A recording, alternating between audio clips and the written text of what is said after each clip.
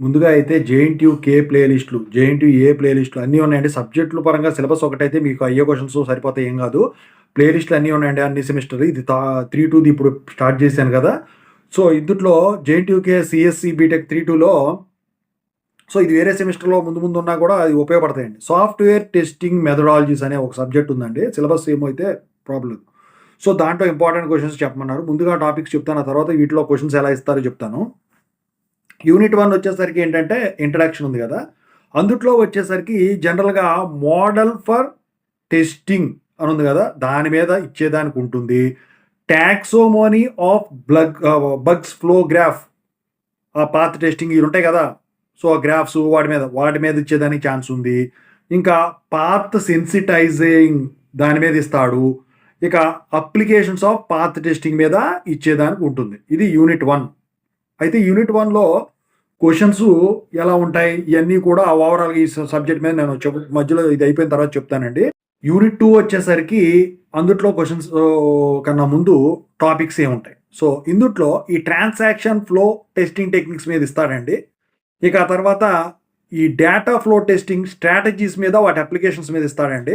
ఇక ఆ తర్వాత ఈ డొమైన్ టెస్టింగు, ఇంటర్ఫేసెస్ టెస్టింగ్ మీద ఇచ్చేదానికి ఛాన్స్ ఉంది. అది యూనిట్ 2. ఇక యూనిట్ 3 చూసుకున్నట్టయితే ఇందుట్లో వచ్చేసరికి గ్రాఫ్ ఇచ్చేస్తాడండి. ఆ పాత్ గురించి వాటి గురించి ఇస్తాడు. ఎక్కువ శాతం ఇందుట్లో ఆ గ్రాఫ్స్ మీదను రెగ్యులర్ ఎక్స్‌ప్రెషన్స్ ఏవైతే ఉంటాయో వాటి మీద ఇచ్చేదానికి ఛాన్స్ ఉందండి.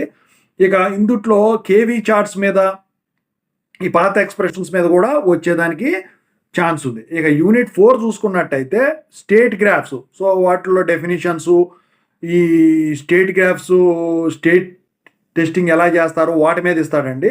ఇక యూనిట్ 5 చూసుకుంటే గ్రాఫ్ మ్యాట్రిసెస్. సో, ఈ గ్రాఫ్ మ్యాట్రిసెస్‌లో వచ్చేసరికి మ్యాట్రిక్స్ ఆఫ్ గ్రాఫ్ ఎలా ఒక గ్రాఫ్ ఇచ్చేసి ఆ మ్యాట్రిక్స్ గీయమంటాడు. ఓకేనా? మ్యాట్రిక్స్ బాక్సులు గీయమంటాడు. బిల్డింగ్ టూల్స్ ఏంటి? వాటి గురించి ఇచ్చేదానికి ఛాన్స్ ఉందనమాట. అయితే ఇక్కడ మీకు వచ్చేసరికి క్వెషన్స్ ఎలా ఉంటాయి? సో, ఎలా ఉంటాయంటే ఈ సబ్జెక్ట్‌లో ఫర్ ఎగ్జాంపుల్ కాంపౌండ్ ప్రెడికేట్ గురించి ఎక్స్‌ప్లెయిన్ చేయమంటాడు. దానికి ఎగ్జాంపుల్ చెప్పమని చెప్పేసి అడుగుతాడు. ఓకేనా? షార్ట్ క్వెషన్స్ కింద కూడా ఇచ్చేదానికి ఛాన్స్ ఉంటుందండి. లేకపోతేనేమో object present in data flow anomaly model అని చెప్పేసి దాన్ని డిఫరెంట్ స్టేట్స్ గురించి అడుగుతాడండి. ఓకేనా? 4 స్టేట్స్ ఉంటాయి వాటికి.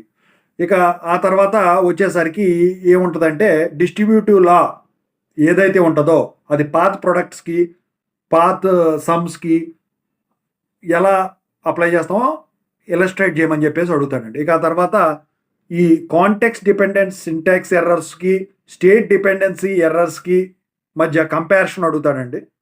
ఇక డెఫినిషన్స్ పరంగా చూస్తే అన్‌రీచబుల్ స్టేట్ అంటే ఏంటి? డెడ్ స్టేట్ అంటే ఏంటి? ఈక్వివలెంట్ స్టేట్ అంటే ఏంటి? వాటి గురించి ఇస్తాడండి. ఇక టెస్ట్ గనక ప్లాన్ చేయాలంటే వాటికి ఏమేమి టూల్స్ అవసరం ఉంటుంది? What are the requirements?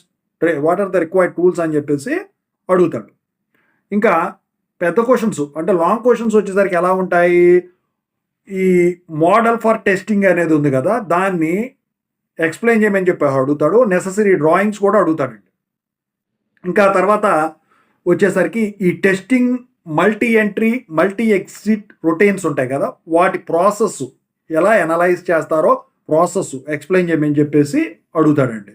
ఇక ఆ తర్వాత వచ్చేసరికి స్ట్రక్చరల్ టెస్ట్ స్ట్రాటజీస్ ఏవైతే ఉంటాయో ఈ కంట్రోల్ ప్రోగ్రామ్స్‌కి వాటి గురించి ఎక్స్‌ప్లెయిన్ చేయమని చెప్పేసి అడుగుతాడు. ఇక ఆ తర్వాత ఇక రూల్స్ ఉంటాయి కదా! ఈ డేటా ఫ్లో మోడల్ కన్‌స్ట్రక్షన్ ఏదైతే ఉంటదో కంట్రోల్ ఫ్లో గ్రాఫ్‌కి వాటిని ఎక్స్‌ప్లెయిన్ చేయమని చెప్పేసి అడుగుతాడండి. ఇక ఆ తర్వాత ఒక ఫ్లో గ్రాఫ్ ఇస్తాడు. దానికి మీన్ ప్రాసెసింగ్ టైం కనుక్కోమని చెప్పేసి అడుగుతాడు.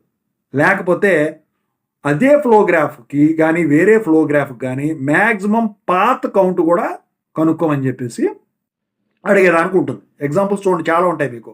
ఇక హిడెన్ లాంగ్వేజ్ రికగ్నిషన్ గురించి ఎక్స్‌ప్లెయిన్ చేయమంటాడు. అది కూడా వైల్ ఎక్స్‌ప్లాయిటింగ్ సింటాక్స్ టెస్టింగ్ అప్పుడు. ఓకేనా?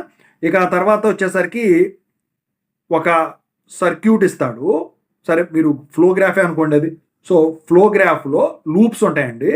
దానికి బూలియన్ ఈక్వేషన్స్ కనుక్కోమని చెప్పేసి అడుగుతాడు.